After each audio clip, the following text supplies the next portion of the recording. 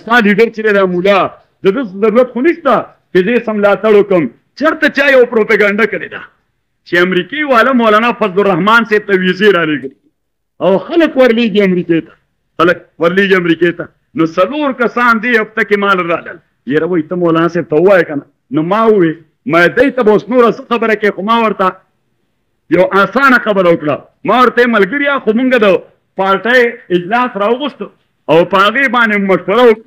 او مشوره اخري مونږ فیصله په دې شو چې بای مارشل لا دور کې چا پارټۍ دپاره قربانۍ ورکړي دي نو دا ویزې به هغوی ته ورکوو ویره مونږ دپاره په کې د یوې ته چلون شي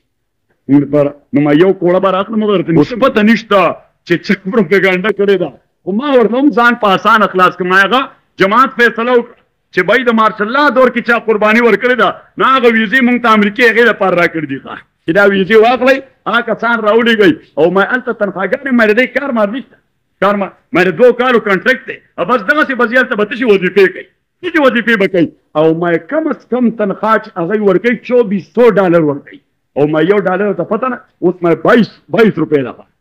$1 2200 روپۍ ده نو ما 2400 په 22 کې ضرب ورکړه نو هسې د هغه ورته ایمان ګډوډ شه ایمان ورته ګډوډ شه نو ما ورته ویل علي خدای دې روک کړه تورې د لالا وایي نو وړی د عبدالله وایي ما وال د زمونږ کارکنان خو یو د تره دی چې له ما هم ورلېږه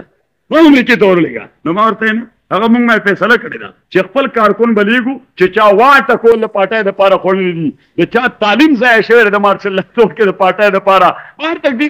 دا قوم څه عقل مقل نه لري عقل مقل